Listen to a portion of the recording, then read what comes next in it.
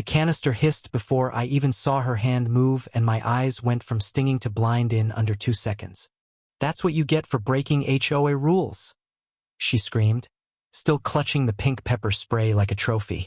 "My name is Marcus Webb. 3 tours in Afghanistan, and I never thought a backyard barbecue would end with me in handcuffs. But that's exactly where this story starts." Cuffed, blinking through tears, while Karen Pepper smiled like she'd won something. Let me back up. 6 months earlier, none of this made sense yet. I bought my house in Maple Ridge Estates for one reason: quiet streets, good schools, a fresh start after deployment. My wife Dana and I signed the papers in March, moved in by April, and met our HOA president in May. Her name was Karen Pepper. Not a nickname, her actual last name, which the neighborhood found hilariously fitting. She ran the HOA board like a small dictatorship, and everyone on our street seemed a little too scared of her. At first, I figured that was just neighborhood gossip. I was wrong. Maple Ridge Estates looked perfect from the street. Trimmed hedges, matching mailboxes, not a blade of grass out of place. Karen had been HOA president for 11 years, unopposed, because nobody wanted the headache of running against her. She controlled the newsletter, the fines, the architectural committee, and apparently everyone's sense of peace. Neighbors called her the Pepper Patrol behind her back, but never to her face. I didn't understand the fear yet. I would. My first violation notice came 14 days after we moved in, for a garden hose left visible in the driveway. Unsightly and against community standards. The letter read, signed with Karen's looping, aggressive signature. I laughed it off. Dana didn't. "You don't know her yet," she warned. 2 weeks later, a second notice. Grass length exceeded regulation by an estimated half-inch. An estimated half-inch. Measured, apparently, by Karen's personal eyeball from her golf cart. I started noticing her patrols, every morning at 7 a.m. sharp, cruising the streets in that white golf cart with HOA stenciled on the side. She'd stop, take photos of anything imperfect, and mail out a notice by the next afternoon. Other neighbors started warning me quietly. "Don't fight her," one said. "She always wins." That phrase stuck with me. She always wins. I wondered what winning even meant to a woman obsessed with lawn height. I decided to be the model resident. Mow twice a week. Paint touch-ups. No hose in sight. It didn't matter. The notices kept coming, each one pettier than the last. Then came the flag incident. I hung a small American flag on my porch for Memorial Day. Karen's notice called it an unapproved exterior modification and demanded its removal within 72 hours. That's when something shifted in me. Not anger exactly, but a cold, focused attention. I started keeping every notice, every email, every photo she sent, just in case. Dana thought I was being paranoid. "It's just an HOA, Marcus," she said. But 3 tours taught me one thing: document everything, because someone always claims they never said it. I began a simple folder on my laptop labeled HOA Karen. Little did I know how thick it would get. The neighborhood had a private Facebook group, heavily moderated by, you guessed it, Karen Pepper herself. Any post questioning HOA decisions got deleted within minutes, the poster quietly removed from the group. I started noticing patterns. Certain houses never got fined. Certain houses got fined constantly. It didn't take a genius to see whose house was whose. Karen's inner circle skated free. Everyone else paid. Then I met Blair. Blair Simmons lived 2 doors down, a retired schoolteacher who'd been fighting Karen for nearly a decade. "She's been embezzling HOA dues for years," Blair told me over coffee. "Nobody can prove it. Yet." That word, yet, hung in the air between us like a promise. Blair had her own binder, thicker than mine, filled with financial statements that didn't add up. "The board never publishes an itemized budget," Blair said. "Bylaws require it." She's ignored that for 6 years running. I asked why nobody had reported her. Blair laughed, bitter and short. "Report her to who?" She asked the board. "She appoints her own oversight committee." That night, I told Dana everything Blair had shown me. Dana finally understood why I was collecting evidence. "Okay," she said slowly. So what do? We wait, I told her. And we build a case so airtight even her lawyer can't wiggle out of it. Small conflict became a pattern. Every week, a new fine, always timed right after I'd asked a question at a board meeting. I started attending every single HOA meeting, recording audio, taking notes, staying calm no matter how she baited me. She hated that. She wanted a reaction, a blow-up she could use against me. I gave her nothing but polite nods and follow-up emails asking for the exact rule I'd supposedly broken. She rarely answered directly. Instead, she'd invent a new violation to distract from the last one. One night after a meeting, she cornered me in the parking lot. You're causing problems, Mr. Webb. I'm asking questions, I said. That's allowed, right? Or is that against the bylaws too? Her smile didn't move, but her eyes did. Something behind them flickered, irritation, maybe fear. Small victories started stacking. I got the state HOA regulator's number. I filed my first formal complaint. Nothing happened immediately, but a paper trail was forming. Dates, complaint numbers, official acknowledgement. Karen didn't know it yet, but the ground beneath her golf cart was starting to crack. And then came the barbecue that changed everything. It was the 4th of July. Maple Ridge always threw a community barbecue in the shared park. Food, music, kids running around. I volunteered to grill. Nothing fancy, burgers and hot dogs for the whole street. Karen showed up in her usual polo shirt with the HOA logo stitched over the pocket, clipboard in hand. She started measuring the distance of my grill from the designated cooking zone, painted on the pavement. You're 11 inches over the line, she announced loudly, so everyone could hear. I looked down at 11 inches of pavement and then back up at her, genuinely stunned. Karen, it's a community barbecue. The grill's fine. Rules are rules, Mr. Webb. I don't make exceptions. Except she did, for herself, for her friends, for anyone who agreed with her at meetings. A small crowd had gathered, sensing the tension building like static before a storm. My daughter Emma, 6 years old, ran up holding her sparkler, laughing, right toward the grill area. Karen stepped forward sharply, grabbing Emma's wrist harder than necessary to protect the safety zone. Get your hands off my kid, I said, stepping between them immediately, voice low but firm. That's when it happened. Karen's other hand came up, pepper spray canister already uncapped. Don't you threaten me, she screamed and sprayed directly into my face at close range. The burn was instant, chemical fire flooding my eyes, my throat closing on reflex. I heard screaming, Emma crying, Dana shouting my name, someone's phone camera already recording. I dropped to one knee, hands over my face, completely blind, completely disoriented. He came at me. Self-defense. Karen shouted to the gathering crowd, already building her narrative. Someone called 911. Within minutes, 2 patrol cars rolled into the park, lights flashing against the evening sky. The responding officer took one look at the scene and, based on Karen's frantic statement, cuffed me first. Still blind, still burning. I felt cold metal close around my wrists while Karen stood there, smiling faintly. He's a veteran. He's dangerous. He was aggressive toward me, she told the officer, voice trembling with practiced fear. I couldn't even see straight, let alone argue. All I could do was breathe through the fire in my lungs. Dana was screaming that there was video, that people had recorded everything, that this wasn't right. The officer, to his credit, paused. Ma'am, step back. Let me review what happened here first. That's when Blair pushed through the crowd. Phone raised high. I got it all. Every second, officer. The officer took Blair's phone, watched 30 seconds of footage, and his expression changed completely. Ma'am, he said to Karen, tone now ice cold.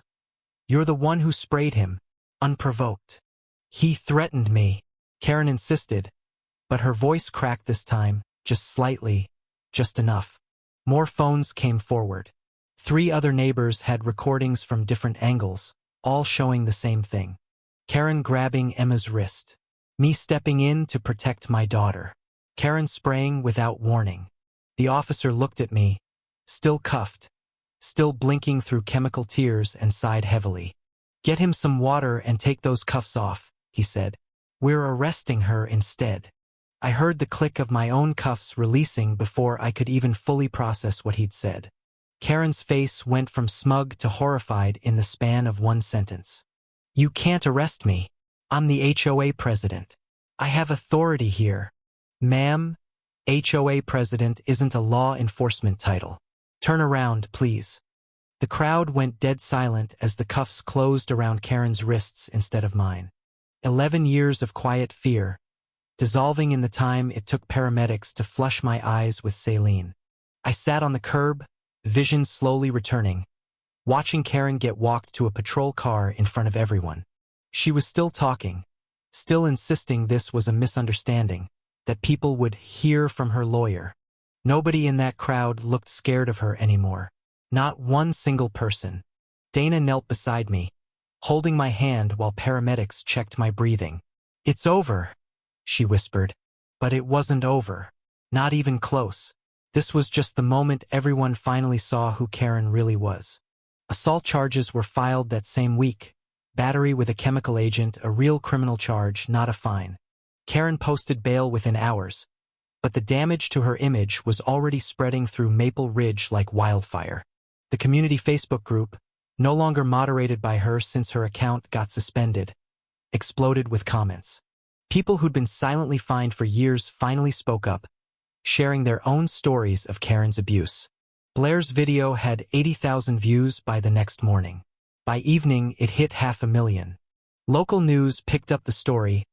HOA President pepper sprays Army veteran at community barbecue. Reporters called our house. Dana handled most of it. I still needed a few days before my eyes stopped watering completely. Karen tried damage control, releasing a statement calling it a misunderstanding blown out of proportion by biased media. Nobody believed her.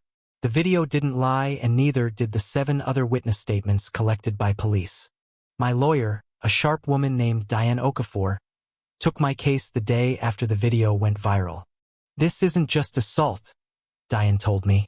"This is a pattern, and I think we can prove it." That's when Blair's HOA financial binder finally came into play.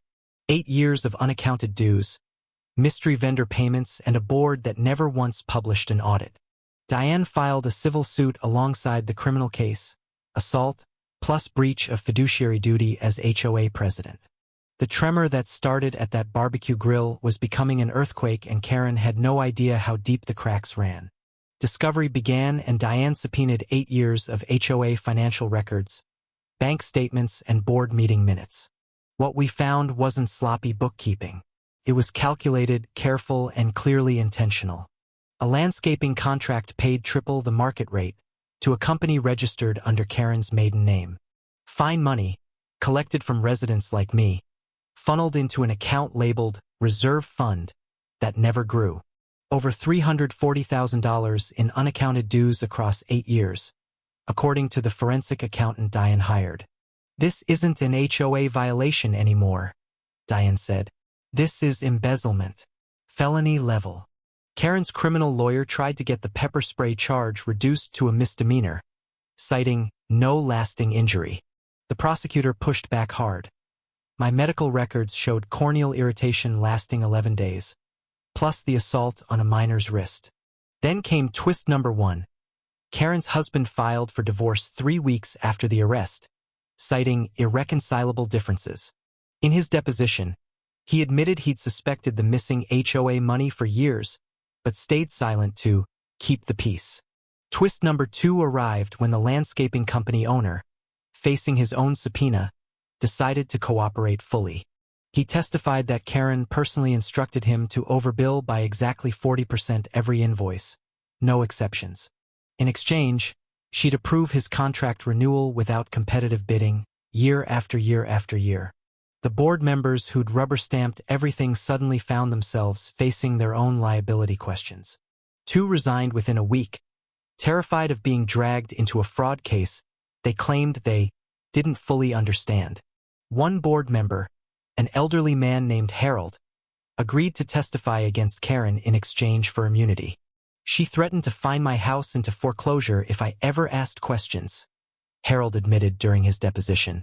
That's when I realized how many people Karen had quietly terrorized long before I ever moved into Maple Ridge. Blair, meanwhile, had been organizing residents into a formal group, the Maple Ridge Accountability Coalition. 43 families joined within 2 weeks, all contributing their own stories, notices, and financial complaints. A pattern emerged. Anyone who questioned Karen got fined into submission. Anyone who stayed quiet got left alone.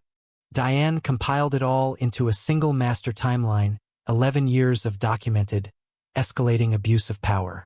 The state HOA Regulatory Board, previously slow to respond, suddenly opened a formal investigation of their own. Karen's criminal trial date got set for October. The civil suit was fast-tracked to run alongside it. Twist number 3. Karen tried transferring $60,000 from a personal account tied to the HOA funds before it froze. The bank flagged it as suspicious activity and reported it directly to the fraud investigators already on her case. That single transfer added a federal wire fraud angle to what was already a mounting pile of charges. Karen's lawyer quietly filed a motion to withdraw from the case. Nobody blamed him. She hired a new attorney, a hard-nosed defense lawyer from the city, but even he seemed rattled by the evidence. Meanwhile, Emma had nightmares for 2 weeks after the barbecue. Small hands grabbing at her wrist in her sleep.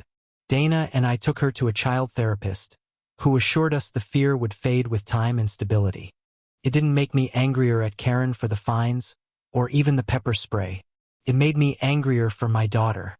That anger sharpened my focus. I wasn't fighting for revenge anymore. I was fighting so nobody's kid felt that fear again. I started speaking publicly, a local news interview, careful and measured, laying out the pattern for viewers. The story went regional, then national.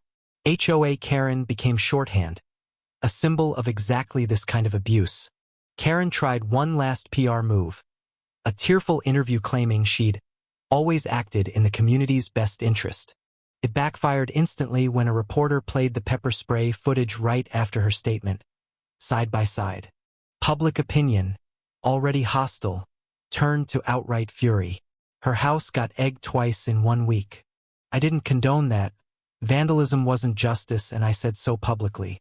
I wanted the courts to handle this cleanly, because clean, documented, undeniable proof was exactly what Diane and I had spent months building. The tension before trial grew unbearable, quiet in the neighborhood but loud in every legal filing exchanged. Karen stopped attending HOA meetings, replaced temporarily by a court-appointed financial monitor. The monitor's first report confirmed everything Blair had suspected for years, now with an official state seal on it. Twist number 4. The monitor discovered a second, hidden account, this one under Karen's sister's name. Nearly $90,000 more, moved there in small increments designed to stay under bank reporting thresholds. Structuring, a federal crime on its own, separate from the embezzlement and the wire transfer attempt. Karen's new lawyer requested a plea deal meeting. The prosecutor flatly refused, citing the sheer volume of evidence. "We're not settling for a slap on the wrist," the prosecutor told reporters outside the courthouse. "Not for this." Karen's mask, the confident HOA queen who'd ruled Maple Ridge for 11 years, was completely gone now. Neighbors described seeing her alone, unloading groceries herself. No more golf cart patrols at 7 a.m. sharp. I felt something unexpected watching her walk to her car alone one morning. Not joy, but a strange, heavy quiet. Dana caught me staring. "You don't feel bad for her, do you?" "No," I said. "I just feel like something's about to break completely, and it should." The trial date arrived faster than I expected. October rolled in cold and gray over Maple Ridge Estates. Diane prepped me for hours. Every question, every possible defense angle, every way Karen's lawyer might spin it. "They're going to attack your military background," Diane warned. "Paint you as aggressive, unstable, a threat." I'd expected that. 3 tours taught me patience under fire, and this courtroom would need every ounce of it. The morning of the trial, Dozens of Maple Ridge residents showed up outside the courthouse in silent support. Blair organized them, holding signs that simply read, "We believe the evidence." No chanting, no shouting, just presence. Karen arrived through a side entrance, cameras still catching her face. Pale, tight, nothing like her old confidence. Opening statements began.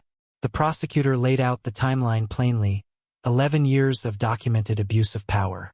"This isn't a case about lawn heights or hose placement," she told the jury. "This is a case about control and greed." Karen's defense attorney tried a different angle, painting me as combative, using my military service against me. "Mr. Webb has a history of confrontation," he argued. "Perhaps this incident was more mutual than it appears." The jury's faces stayed neutral, but I saw a few eyebrows rise when he said mutual about a pepper spray attack on a child's wrist. Blair testified first, walking the jury through years of suspicious HOA finances with calm, teacher-like precision. The forensic accountant followed, breaking down the $340,000 discrepancy into charts even a child could understand. Harold, the elderly board member, testified about the fear tactics Karen used to keep the board silent for years. "She told me she'd find a way to foreclose my house if I ever spoke up," he said, voice shaking but clear. The landscaping contractor confirmed the overbilling scheme in exact, damning detail, invoice by invoice. Then came the video. Blair's footage, played on the courtroom screen, silent except for Karen's own voice. "That's what you get for breaking HOA rules." Her recorded voice echoed through the room, cold and satisfied.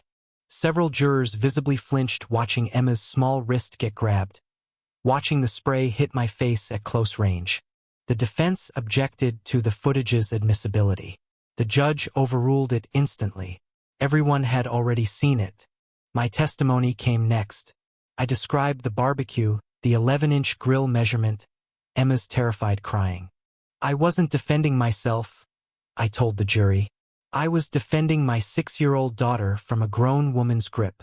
The defense attorney tried to rattle me, bringing up deployment stress, asking if I struggled with anger.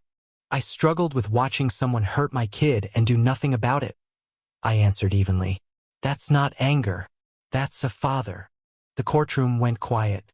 Even the judge paused before calling the next witness. Karen took the stand in her own defense, still insisting she'd acted out of fear for her own safety. The prosecutor's cross-examination was surgical. "Ms. Pepper, how far away was Mr. Webb when you sprayed him?" "He was approaching aggressively," Karen said. The prosecutor simply played the footage again in slow motion. The distance measured, according to Blair's video, at nearly 6 feet. No aggression, no approach, just a father stepping between. 6 feet, Miss Pepper. Is that your definition of an imminent threat? Karen had no answer. The silence stretched long enough that even her own lawyer looked away. Then came the financial questions.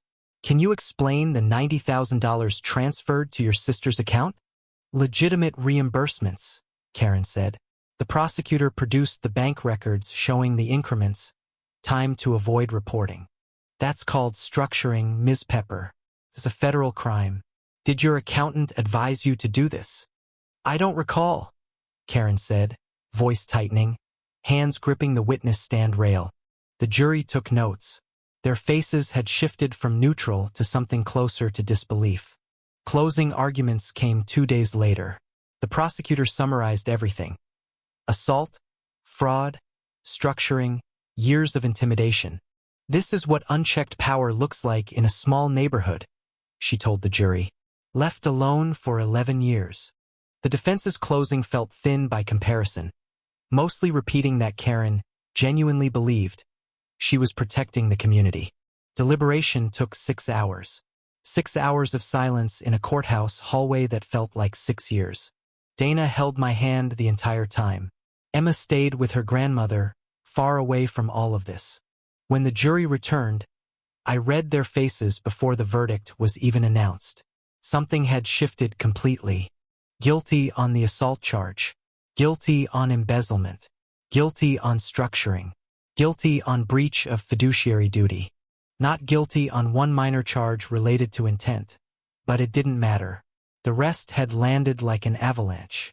Karen's face went white, then blank, staring at nothing as the judge read each count aloud. Sentencing was scheduled for 6 weeks later, but the civil suit still loomed, separate and just as devastating. Outside the courthouse, the crowd Blair had organized erupted into quiet applause. Nothing dramatic, just relief. I stood on the courthouse steps, Dana beside me, and finally exhaled a breath I felt like I'd been holding for months. A reporter asked how I felt. Relieved, I said. Not happy, just relieved that the truth finally mattered. Twist number 5 arrived a week later. The HOA Regulatory Board permanently barred Karen from serving on any board statewide. Twist number 6 followed close behind. The civil suit judge ordered immediate restitution of the full $340,000 to residents. Karen's house, the biggest on the block, went up for a forced sale to cover restitution and legal fees. The golf cart she'd used for 11 years of morning patrols sat abandoned in her driveway, tires slowly flattening. At sentencing, the judge handed down 18 months in county jail for assault, plus 5 years probation for the fraud charges. You used a position of trust to terrorize the very people who trusted you, the judge told her before reading the sentence. Karen showed no visible emotion as she was let out, though I noticed her hands trembling slightly. The final twist came almost as an afterthought. Her ex-husband, in the divorce settlement, kept full custody of their properties. He testified he'd known nothing about the fraud specifically, but had chosen comfortable ignorance for years to avoid conflict. It was a quiet reminder that Karen's control had poisoned more than just the neighborhood. It had poisoned her own home too. Maple Ridge Estates held new HOA elections that spring. Blair ran unopposed this time, but for entirely different reasons. People trusted her. She published a full itemized budget within her first month, something Karen never did in 11 years. I still attend meetings, though now they're calm, almost boring, the way a functioning HOA is supposed to be. Emma stopped having nightmares by the following spring, though she still flinches slightly at the smell of certain sprays.